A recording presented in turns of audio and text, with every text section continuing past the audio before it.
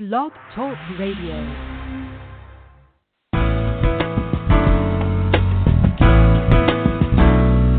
Welcome to Marnie's Friends, the online training show where experts share insights into aspects of life and leadership that take you from surviving to thriving ASAP. Right now, you are about to discover practical, doable success strategies to shorten your learning curve, increase your productivity, and skyrocket your delight in life. Be sure to thank today's guests by sharing this program via your favorite social media outlet, and swing by Marnie.com and give me a shout out too. Now let's get going with today's episode of Marnie's Friends.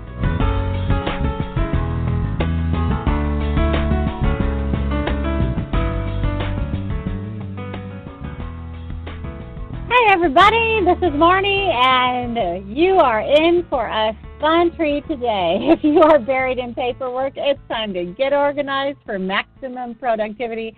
And there's nobody better to teach us how to do that than Kathy Powell. Kathy is a life architect creating blueprints for clients seeking a path to a more purposeful and productive life, and she loves helping busy professionals overcome overwhelm by decluttering their schedule, space, and mind so they can focus on what matters most. Get a pen and paper ready or open your computer notepad because you're going to want to take notes. During the next hour, you're going to discover 3 top reasons why people pile, 5 decisions we can quickly make with anything that comes into our lives so that we can stop creating piles of postponed decisions, what Kathy's definition of clutter is, some low-tech must-have tools to help you process paper and information as it comes flying into your busy life, 6 questions that will help you make quick decisions about what to keep and what to toss, 3 tools you can use to more effectively delegate things, 3 things that will help you remember important follow-ups at the right time, and what solution you would have for the number 1 reason why people don't put things away. Okay, we're going to welcome right now our guest, Kathy Powell from orgacoach.net. Welcome to you, Kathy. Thank you, Marnie. It's great to be here. Well, and it's great to have you, and you are the girl to help us kind of figure out how to get to what's important and get rid of the things that are cluttering up our lives so that we can really focus well. You actually have 3 top reasons why people pile, and when you say pile, maybe give me a picture of what that looks like. Well, imagine an office where you walk in and the credenza has piles and piles of paper all over it, and the desk is covered with papers, and once you run out of surface on countertops, it might even move to the floor. And I've been in offices like that, and it can create havoc in people's lives when things get out of control like that. Now, some people claim that they know where things are, which pile things are in, and so forth. But once you get enough of those going, it really gets difficult to manage it. And why do people do that? Why the piles? There are 3 primary reasons that I've discovered. First of all, we're just overwhelmed with the volume of things that are just flying in at a frenetic pace into our lives. And we just don't have the time to deal with everything that we're bombarded with. So there's some solutions for that, but that's one of the reasons. I've found that the number 1 reason is a fear of never finding it again if you put it away. Let's say you file it away in a file cabinet. If you can't remember where you put it, you're going to be kind of scared to file it away. So that's number 1. And then the number 2 reason that I've found is a fear of forgetting to follow up with something that's important, out of sight, out of mind. So you say, I'll just set it here for now, and a pile is born. And once a pile is born, it's kind of like dirty dishes in a kitchen sink. It's just so easy to add just one more thing to that. So those are the primary reasons that I found: the overwhelm, the fear of never finding it again, and the fear of forgetting to follow up. You know, I really get the fear of never finding it again. That used to just plague me because I didn't have a system that really worked for me. And so I would spend so much time looking for papers. Is that common? Well, yeah, it's very common, and I am a highly organized person, but I had the same problem until I was introduced to a system that I've been using since 1996, and it has not broken down over time. And I'll be sharing that system toward the end of the call. Oh, so cool. So what are 5 decisions that we can quickly make in the moment about anything that comes into our life? Okay, so I've got this pile in front of me. Help me dissect it. So whether it's mail that's just coming in or even email, you can use this process for both paper and electronic information. And these are 5 decisions that you can quickly make with anything that comes into your life so that you can stop creating those piles of postponed decisions. So here are the 5 questions that you ask yourself, and it's important to ask them in this order. And these are in the notes, too, so if people are writing this down and you don't get it all, don't worry about it. The first one is, can I toss this? And if it's electronic, let's say email, can I delete this? The second question is, if I can't throw it away, can I give it away? Can I delegate it to someone else? And if you can, then you do that. And in email, that would usually mean forward. The third question is, do I need to do something with it right now? Drop everything else. I really need to handle this right this moment. And very seldom is that the case. The fourth question is, can I do this if it requires action? Can I do this later? And in most cases, you can do it later. The 2 questions you ask yourself in that case is, what's the next action I need to take, and when am I going to do it? And if you are using email, there's a wonderful reminder system, I'll mention that in a few minutes, that can help you to remember to do it later. And then the 5th is, do I just want to file this away for future reference? No action needed now, but I don't want to throw it away. I want to keep it. So those are the 5 decisions. Toss, delegate, do it now, do it later, and when, and file for future reference. Well, that all seems pretty simple. And it sounds like you're going to give us some more hints about how to actually succeed at following up on the different things later. What do you find for yourself? Is there like a percentage? Most things go into one of these more than the others? Well, 80% of what we receive is not beneficial to keep. And one of the challenges that people have is not throwing it away. I know, like my husband, he comes home and opens the mail, and he's usually sitting on the couch when he does it, and he opens the mail, and his important stuff is all mixed in with his stuff that he's going to throw away. When I open the mail, I'm usually at my desk, and I have a recycling bin and a trash can and a shredder, and I have all of those things right here. So instead of setting it down in a pile, and I still, after 35 years of marriage, I haven't taught him to do what I do. So I've let go of that. But you know, if you have your things nearby, like your recycling bin and your garbage can and your shredder, then you can just do that. If it's something that you want to throw away and it needs to be shredded because it has sensitive information, you've got your shredder right there. So you're not setting it in a pile to deal with later on. So 80% of what we receive can be tossed in most cases. That's a lot. So how do you actually define clutter? Well, as we sort through things, it's really important that we identify what's cluttering up our lives. And my definition of clutter is a little bit different than most. Here's how mine goes. Anything you own, possess, or do that does not enhance your life on a regular basis. In other words, although clutter can be environmental, like papers, it can also present itself in the form of thoughts, activities, and even relationships in our lives. And most people don't think of those other forms of clutter. But I've got an example I'd like to share, a story about a client that beautifully illustrates how these different forms of clutter can feed off of each other. So if we have time, I'd like to just share that story. Yeah, now it's good. So for 4 years, my client volunteered to be the chairperson for an annual charity auction at her son's private school. And several years ago, this activity had been very important to her, but her son had graduated and he no longer attended that school. and she had also recently remarried. So her priorities had changed quite a bit, and she no longer wanted to give leadership to that auction. Well, the school talked her into chairing the event for yet another year, reminding her of what a great job she had done in the past, appealing to her ego, and also reminding her that nobody else could possibly do the job as well as she could, and that their budget relied on a successful auction.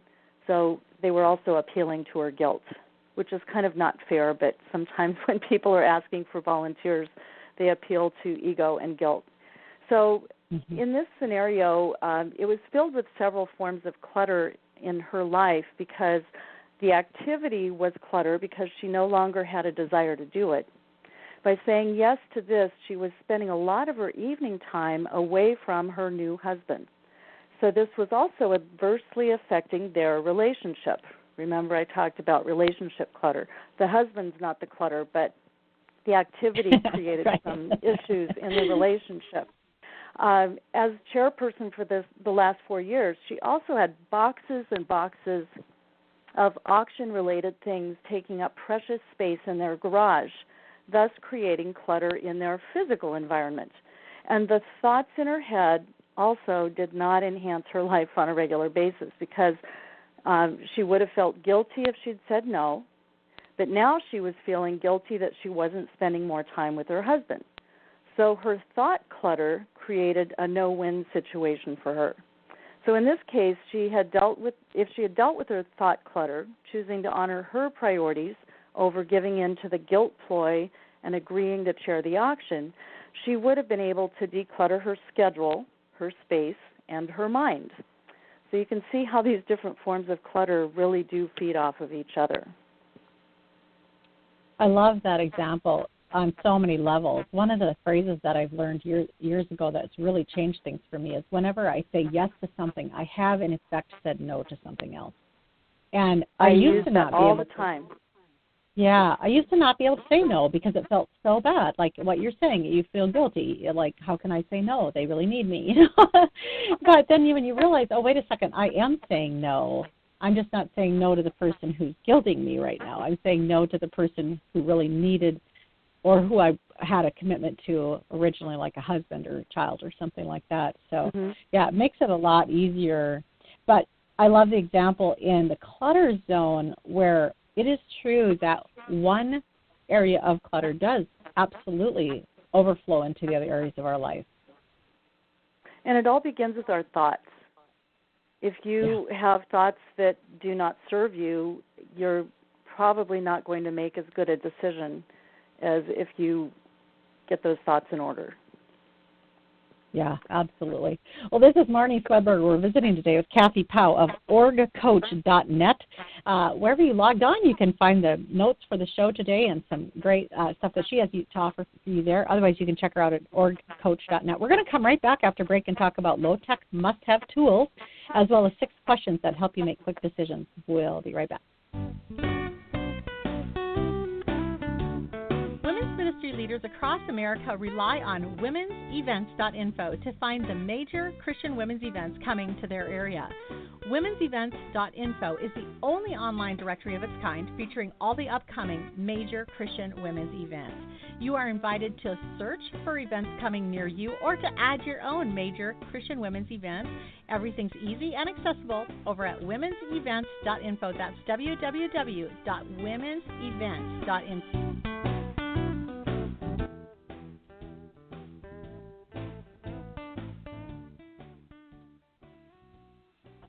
Welcome back. This is Marnie, and we are talking today about how to get unburied from all of your paper, how to get organized for maximum productivity. And our guest, Kathy Powell, is teaching us how. She is the orgcoach.net guru, and she's here to talk to us about how to get organized. Right now, Kathy, you are about ready to share with us some low-tech must-have tools to help us process paper and information as it comes flying into our busy lives. So take it away. Well, first of all, I love having a stack of 3x5 cards. That's about as low-tech as you can get. And or if you have scraps of paper, I like to recycle paper too, so you can cut up paper into smaller size little note paper.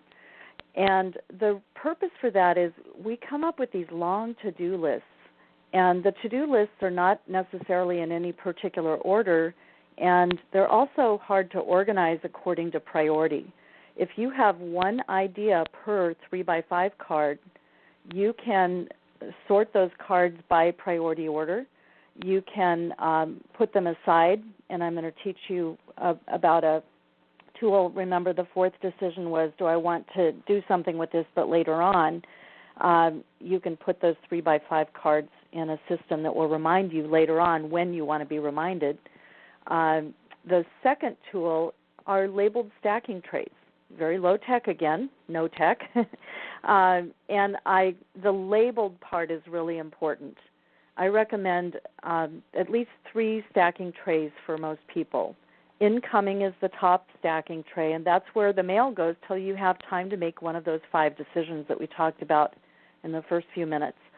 The middle tray is for outgoing, and that's for things that if you have the luxury of an assistant who takes things out of your office when you delegate them, you might have a tray that has your assistant's name on it, or outgoing could be outgoing mail.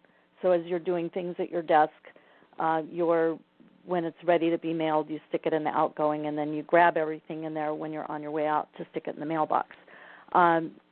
In other words, it's stuff that you've decided, get it out of here, I'm done with it. And then the third are tools for sorting as you decide. And I mentioned some earlier, a garbage can, a recycling bin, a shredder. I also recommend a giveaway box, and that is for either delegation or donation. I generally don't like selling things because then it stays in your environment, and I've found a wonderful tool that values things that we give away. So if we have items that are worth something to somebody else but we just don't need them anymore, whether that be clothing or furnishings or office equipment or any of that, if we donate that to charity, you can use a tool called It's Deductible. And it's Intuit.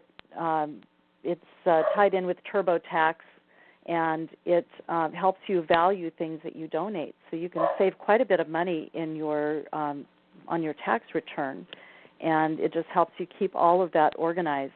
And I find that I make more money from doing that than I do trying to sell it on eBay or at a garage sale or whatever, and that stuff takes so much time. So I really encourage people to give it away rather than sell it unless it's really worth a lot.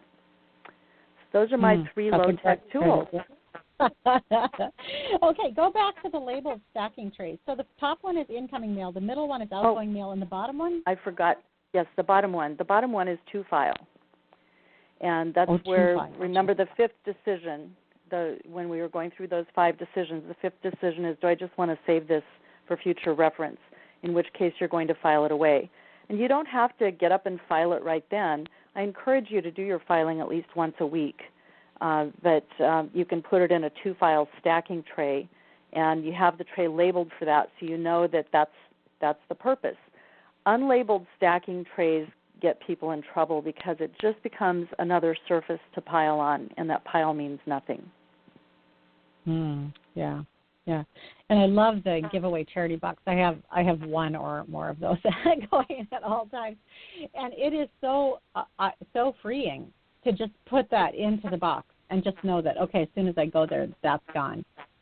It's a wonderful thing. Yeah, great. Okay, so do you have any kind of and maybe we're going to get to this too, but do you have any kind of a tickler file where you have like the days of the month or the months of the year, anything like that, so that things that are time sensitive?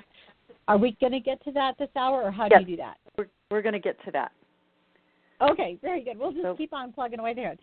So I think next is 6 questions that will help us make quick decisions about what to keep and what to toss. So then we're talking basically about decisions 1 or well, it's decision number 1. Yeah. It's, basically just can I throw this away? So here are 6 questions that you can ask yourself to make that decision, because that is such a hard decision for some people. And again, these are in the notes, so I'm going to go through them fairly quickly. The first question is, what's the worst thing that could happen if I threw this away? And if the answer is, absolutely nothing, well, what do you choose to do with it? Second, if I threw this away now and I discovered that I needed it later on, could I fairly easily replace it? In most cases, we can find a lot of things online, or they're just places that we can find information if we do throw something away and we realize that we need it. Third question, by the time I might need this, will it be obsolete? In this day and age, things become obsolete real fast.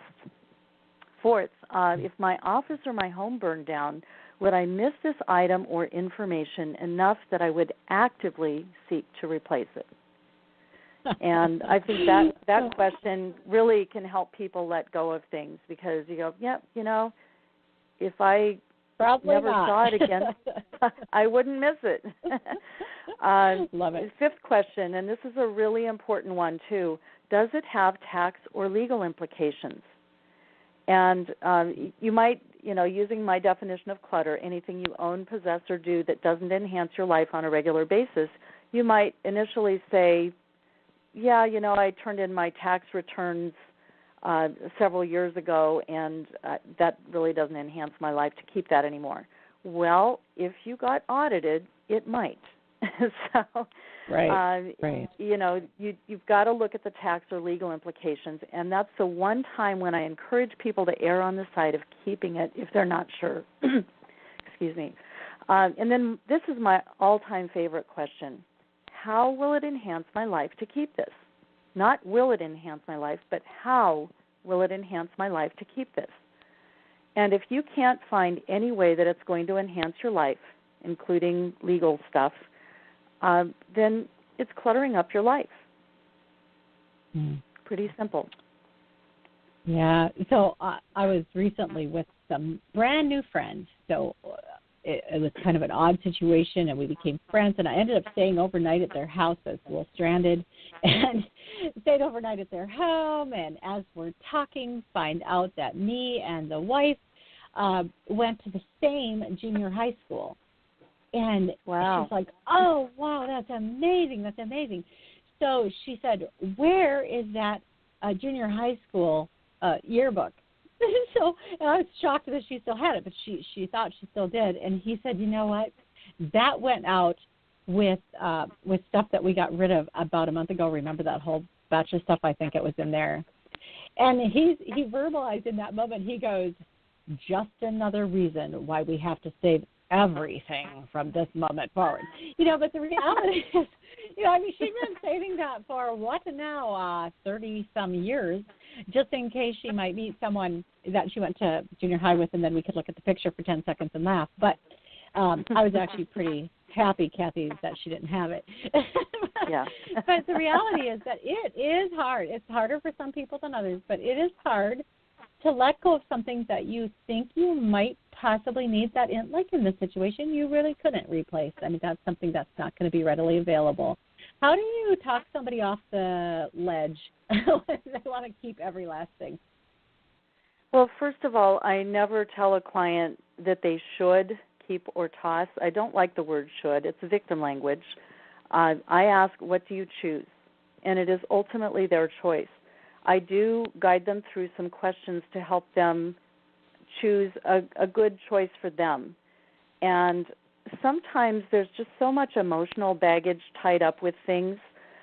So I had a client once that I helped her downsize. She'd moved from Florida to Seattle, and the climate is very different. In the summer, we have cool summers in the Seattle area, and in Florida it was hot and humid. And she had over 50 house coats. I didn't even know what a house coat was. So it's like loose things that old ladies wear. So anyway, she had over 50 house coats that she had brought with her from Florida, and she had left a whole bunch behind. But she'd moved from a 5,000 square foot home into a little dinky one-bedroom apartment in a progressive care place. And she did not have room for much of what she'd brought with her. And as we were unpacking her things and I was helping her put them away, I don't do that kind of work anymore, but many years ago when I was doing that, she just was having such a hard time letting go of every single thing. Well, her husband had died about a year prior to that, and she was grieving a lot of loss. She was grieving the loss of her husband of over 50 years. She was grieving the loss of her friends back in Florida. She was grieving the loss of her home that she had shared with her husband for many years. And I could go on and on and on, all the familiar places that she used to shop and all of that.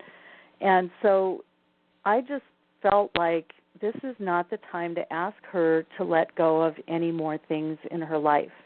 So I suggested, what if we were to put these things in storage? To the best of our ability, let's choose the things that you think will enhance your life in the next year in your apartment, and let's put the rest in storage. And I'll come back in a year. We'll take everything out of storage, and you can look at it and you can see if you missed it.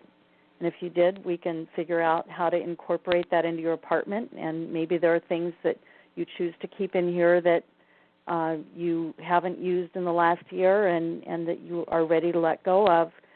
But let's put that off. And she thought that was a great idea. And a year later, I went back, and she was so ready to let go. But in that moment, it just wasn't the right time.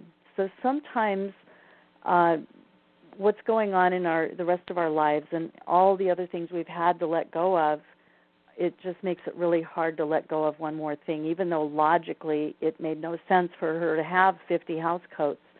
She just wasn't ready to let go of those. A year later, she realized she was never going to wear another house coat again in Seattle. So it was too cold. So funny. Well, and it's so true. We actually did a similar process like that in our home. We went through every closet and drawer, and we put in stuff that we thought, I might need this, but I just don't know. I just can't decide if I'm going to.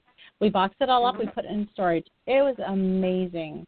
We just never missed it. I think I went for 2 things. It was like we never missed it.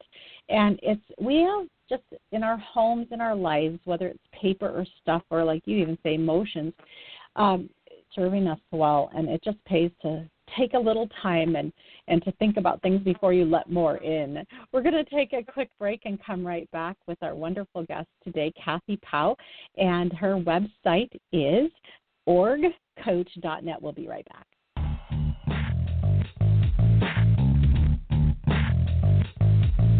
Do you ever need a guest speaker? Or maybe you're a speaker who's available to go. Check out womenspeakers.com, the largest online directory of Christian women speakers in the world since 2002. Connecting thousands of planners with over 1,300 speakers. Speakers are available to you from every state, denomination, experience level, and fee range. You simply search when you have time, anytime, day or night, and connect directly with the speakers that interest you. No middlemen, no hidden fees. It's all simple, easy, enjoyable, and online. Check it out today at womenspeakers.com. That's www.womenspeakers.com.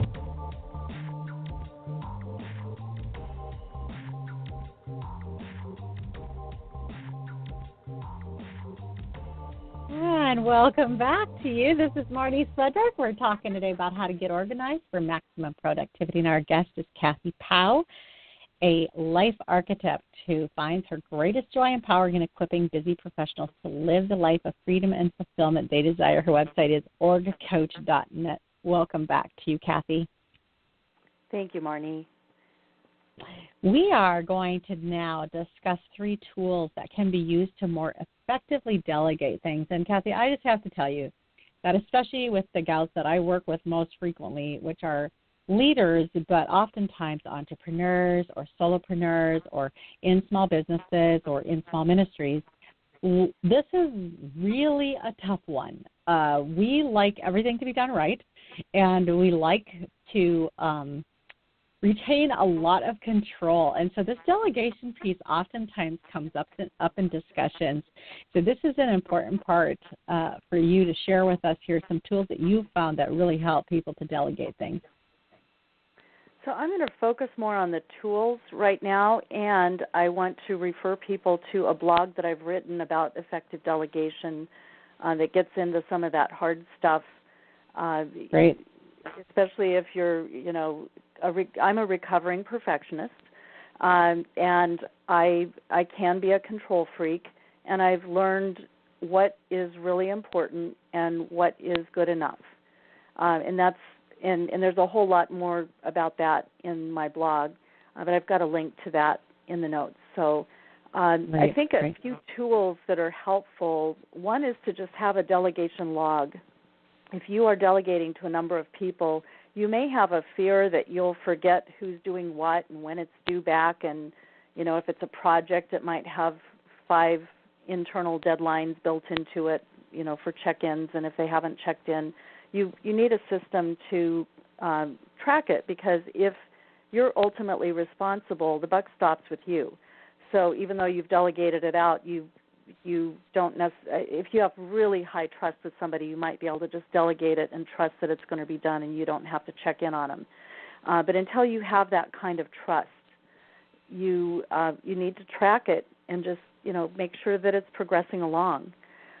So a delegation log is good if you're delegating to people, and if you don't have the financial resources to delegate to other people, I encourage you to consider bartering. Bartering is a wonderful way to get some things done so that you can focus on the things that you enjoy doing the most and are your best at, and you can delegate things that maybe you're not as good at or that you just don't enjoy doing. Like, I'm really good at cleaning a house, but I don't enjoy it.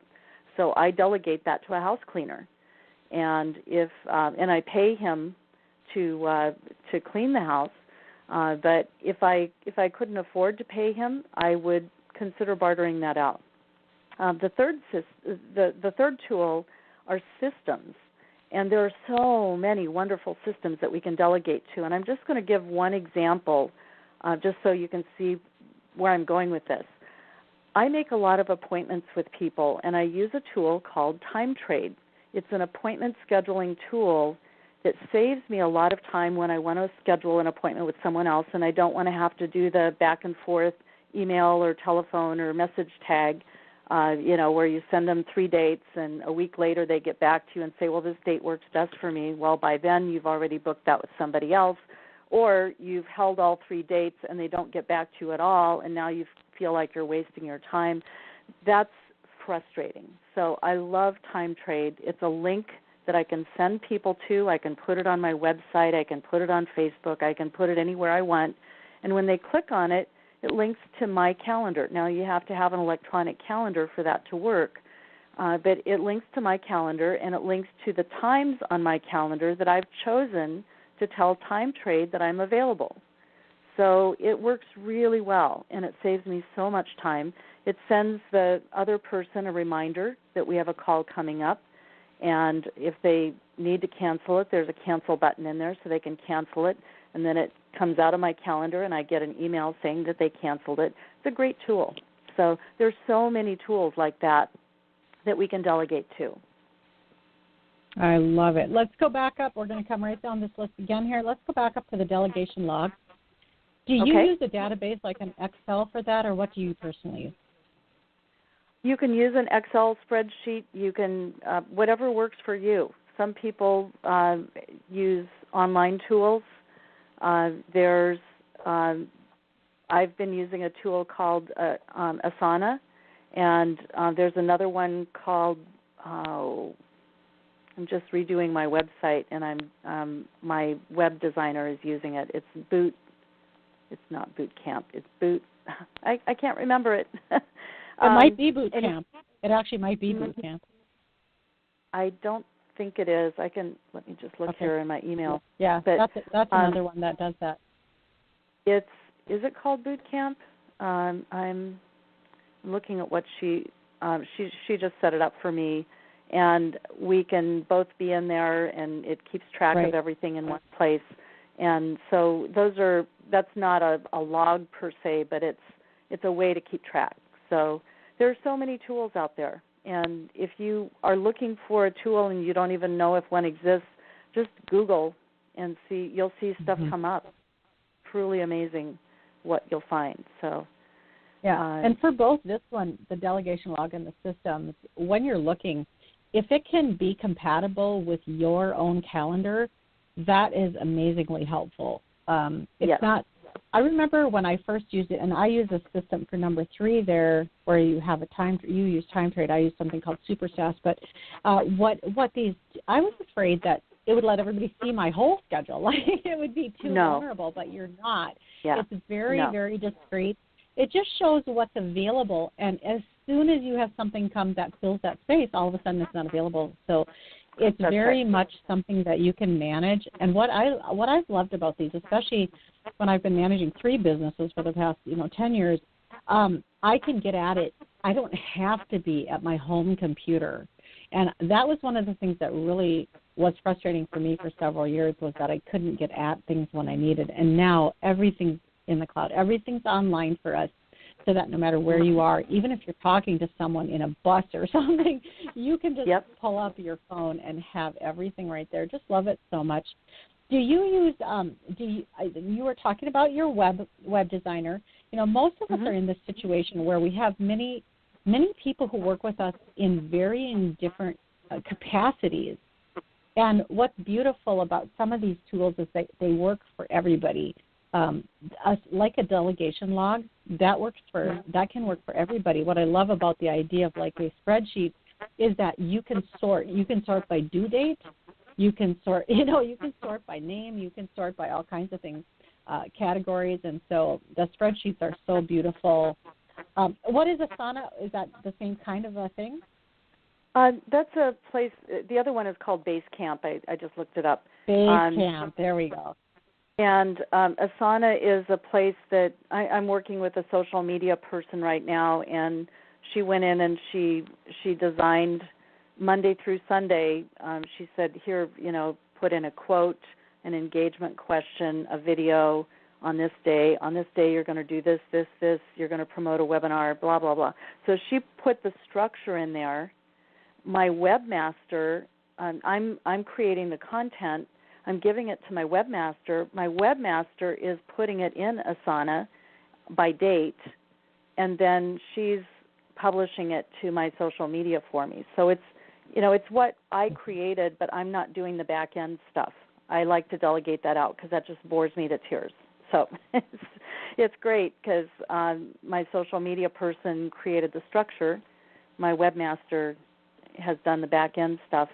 I love to write, so I get to do what I love to do.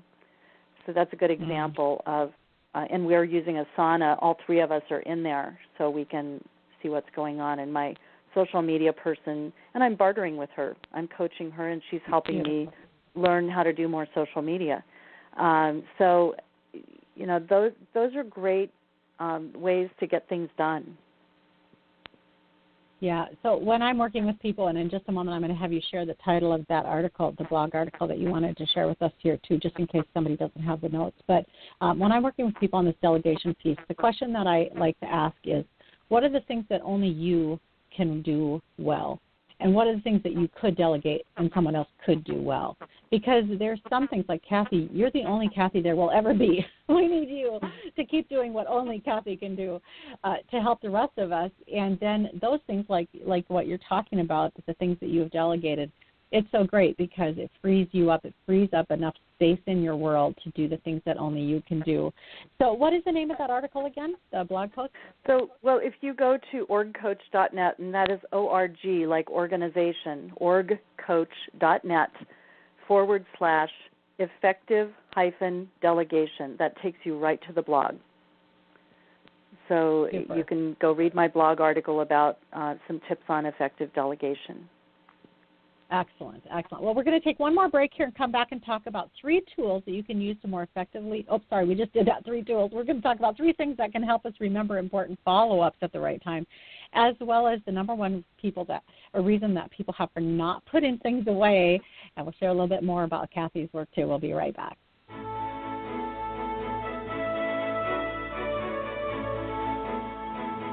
Ready to experience your best life possible and share biblical success principles with others? Register for the SPY Coach Certification Program today. SPI, or SPI, stands for Success Principles Intensive. It's a 6-hour online program that equips you to fully comprehend and train biblical success principles. You can check it out today over at Marnie.com. It's available as part of the mentorship program, or you can buy it as a standalone certification program. Learn more now at Marnie.com. That's MARNIE.com.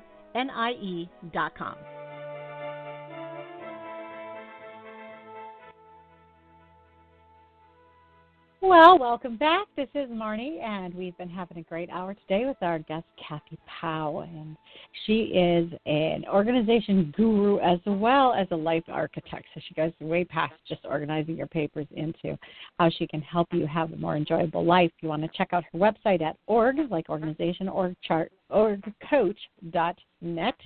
And right now we are going to talk about 3 things that will help us remember important follow-ups at the right time. And Kathy, I think of everything, this is one of the things that gets lost in the shuffle if there's not a good system in place. It certainly does. And remember, the number 2 reason that people pile is a fear of forgetting to follow up. So if you don't have a good system in place to help remind you of important follow-up at the right time, you're going to be likely to try to keep it in your field of vision. I've seen bulletin boards where people have stuff, posted all over the place. That's called wallpaper. When there's so much of it, it just becomes wallpaper, and it's not very attractive wallpaper, by the way. And then or the other is to pile it. And once it's buried by something else that's come in that needs your attention, there's no way to prioritize or order by date or anything. So I love this is a low-tech tool again. I love my accordion tickler file. It's a 43-tab tickler file, and I've got a link to it in Amazon in the notes. I don't find these in the office supply stores. I don't know why they don't carry them, but it's a Smead brand. That's my favorite, and it's called a desk file sorter, 43 tabs. 1 through 31, and January through December, and this is all in one accordion file. So when something comes in, and decision number 4 is to file it away for future follow-up, you ask yourself 2 questions. The first question is, what's the next action I need to take? I'm going to use an example. You get a flyer in the mail for a conference that you are thinking of going to, and it's in 6 months. And you need to look at your budget. You need to look at other things on the calendar. You're not sure yet if you're going to go, but you're really interested. So you ask yourself, what is the next action I need to take? Well, I need to decide if I'm going to go. And when am I going to do it?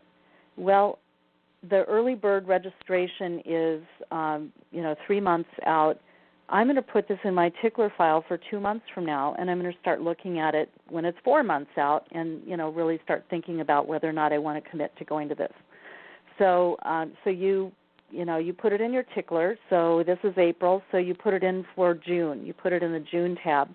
The end of May comes, you take everything out of June and you put it in the 1 through 30. So I think there are 30 days in June. So the 1 through 31 was May. Now you put it in 1 through 30, which is now June, and you put it in for the date that you choose to do it. And then there are 2 things you have to do in order for this to work. You have to put things in, and you have to take things out. And I teach a webinar. It's called Buried in Paper, and in the Buried in Paper webinar, I go into much more detail about how to set this up. So the free webinar, it's on my website. I encourage you to participate in that if you'd like to learn more about that. So that's the first one, is the accordion tickler file system. And there's a little more to it than what I described, but that's the gist of it. Another tool that I love is called Follow Up Then. And this is a powerful email reminder tool that reminds you of email when you want to follow up. So let's say that you receive an email and you need to do something with it, but you don't have time right now. So how will you remember to take the necessary action later? If you leave it in your inbox, a gazillion other things may come in and it gets buried and you forget about it. So I use this wonderful email reminder system to help me remember important follow-up at the right time. So here's how it works. When an email comes in, I hit reply, and I delete who it came in from, and I type whenever I want to receive the email back in my inbox as a follow-up reminder. For example, if I want it to come back to me on April 24th, I type in April 24 at followupven.com. Now, you have to have an account set up for that to work, but once you've set it up and you put that in and you hit send, it's going to come back to me on April 24. If I want it to come in daily, I type in daily at followupven.com, and I'm going to get it every day for the rest of my life until I hit cancel. So let's say that you have a daily devotion or a daily, maybe you're trying to change something up in your life and you want a reminder about something, or you want some inspirational thing to hit your inbox every day.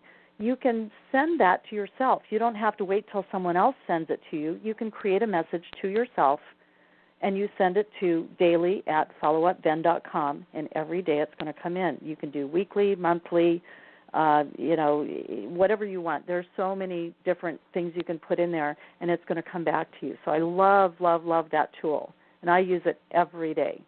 And then the third tool is your calendar. You can schedule projects and reminders in your calendar just as you would appointments with other people. So I offer another popular free webinar called Managing Priorities, which provides you with tools and tips to help you keep first things first in your professional and personal life, and helps you with managing your time around those priorities. So the calendar is, you can put reminders in there of important things that you want to remember to follow up with on a particular date. Or you could write it down on a 3x5 card and stick it in your tickler file for the date when you want to follow up. Beautiful, beautiful. I've never heard of follow-up then, and I'm totally going to check that out. I can already imagine myself falling in love with that particular program. And I've got a link to that in the notes. Just to make sure you get the web address correct, because some people type in the wrong words and it doesn't come up, but we've got a link to that as well. Yeah, it's great. That sounds like a great service.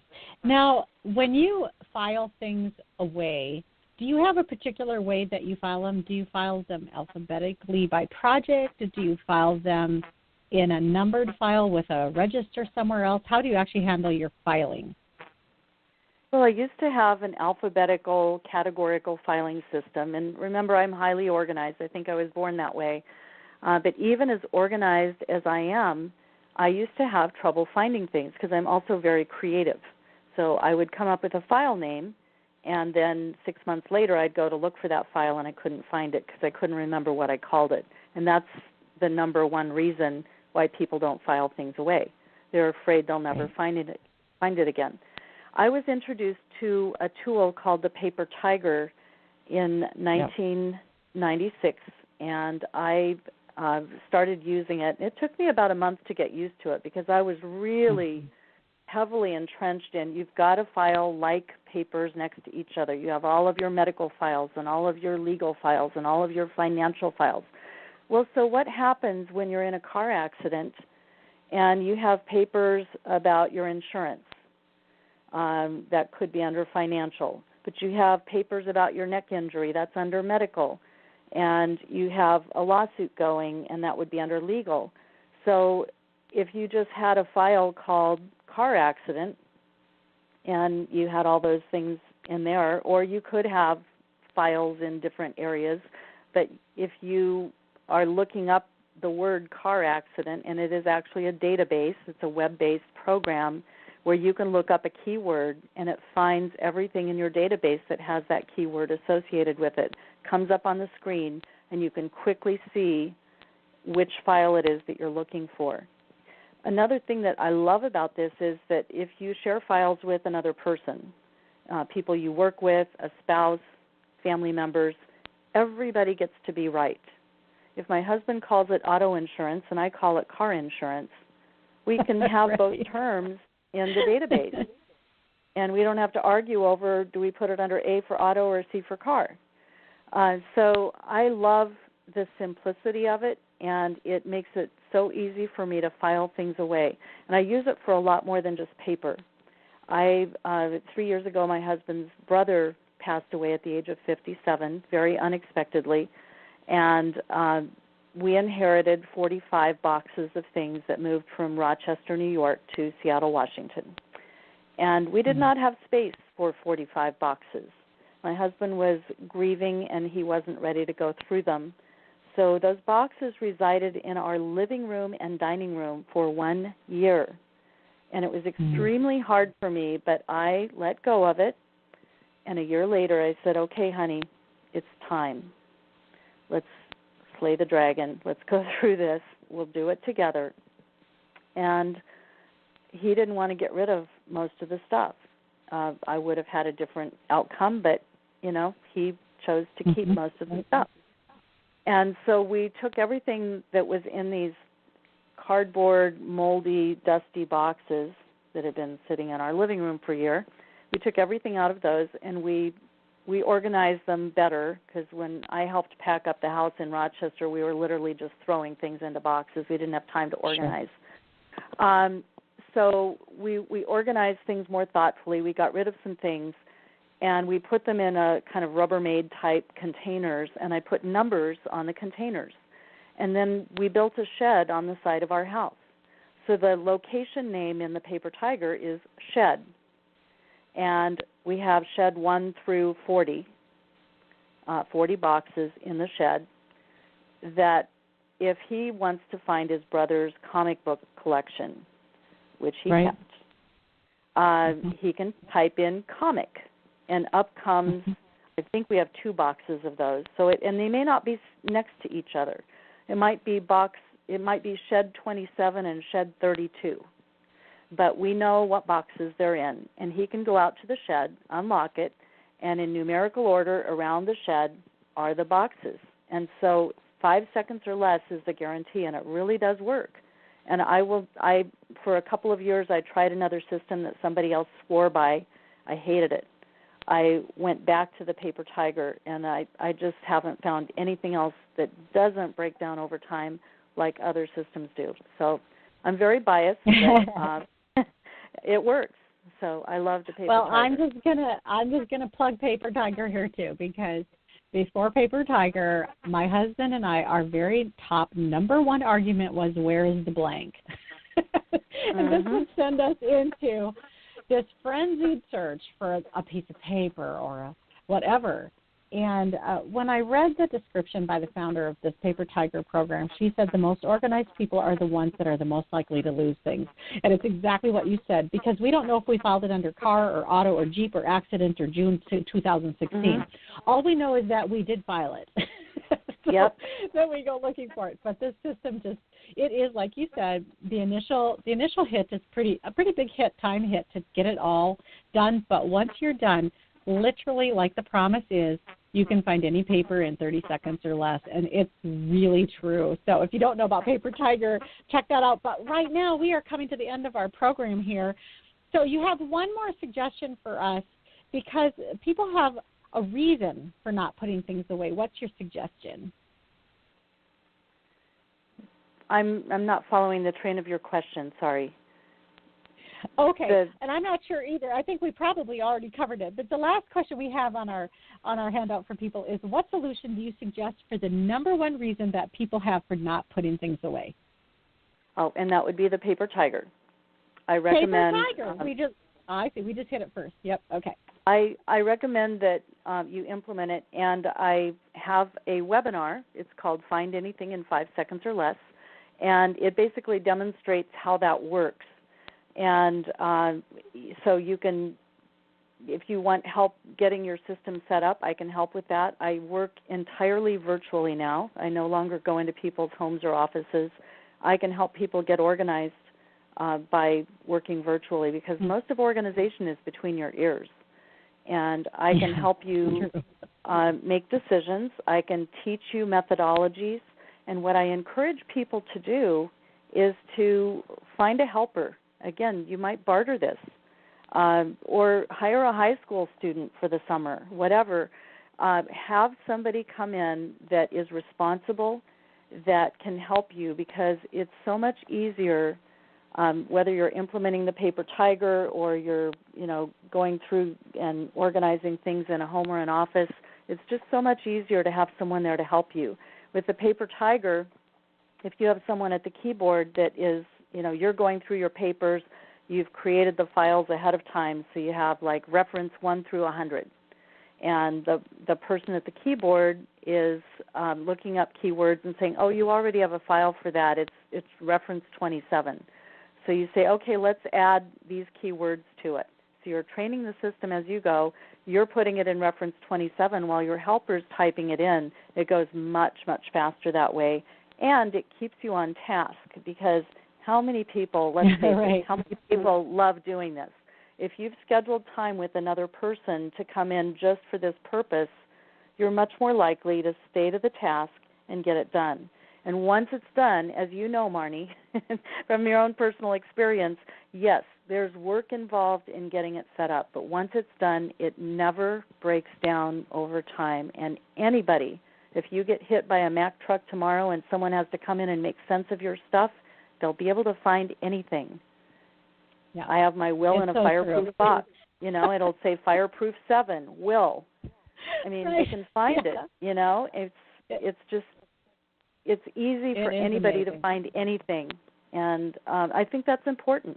Saves us time. And, time is so important to us. It's such a precious commodity that we can't replace.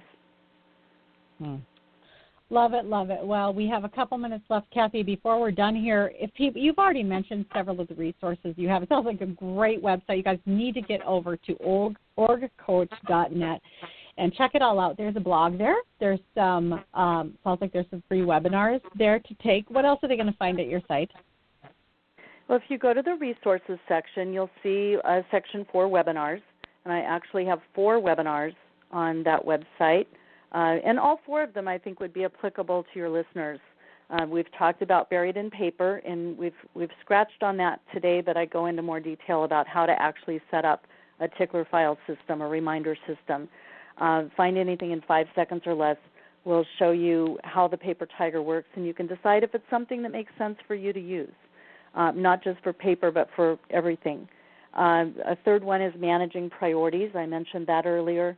And getting really clear about what's most important to you and then organizing your time around those priorities, learning how to say no to the things that don't fit within that.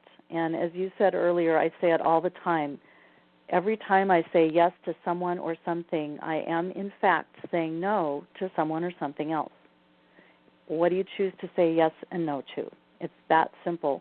But if you're not clear about that, you're going to have a hard time managing your time, or managing how you use your time. You can't really manage time. It just ticks away. And then there's a 4th one that we haven't talked about today. It's called, now I've blanked, relationship marketing. And for business professionals, it's all about the relationship. And I have some tips in there for ways that you can really build solid, meaningful relationships with important people in your life, whether that's personal or professional. So those are the 4 webinars. I've got lots of free tips. There's a section called Tips and Tools. And I've got online resources if you're looking for resources from other websites. I've got lots of websites in there that are good for the types of things that I teach. And then last but not least, if you'd like to connect with me by phone for a 30-minute strategy session, you can go to orgcoach, that's ORG coach.net/schedule, and that will take you to my time trade link that will show you my availability.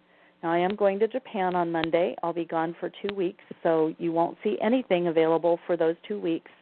But you can go in and have a look and schedule yourself for a phone conversation, and we can look at some things together and see what's going to best support you. Awesome. You guys got to go check it out over at orgcoach.net. Kathy, fantastic. Thank you for being here today. And thank you, Marnie, for having me. It's been a pleasure. And thank you guys for being here. We just can't have a show without listeners. And once again, you put us on the front page of Blog Talk Radio, as you do every single week. Thank you for that. Thank you to all of those who listen afterwards and in the archives around the web, as well as those of you who host the show on your site. Thank you. Have a wonderful day, and we will see you again next time. Bye-bye.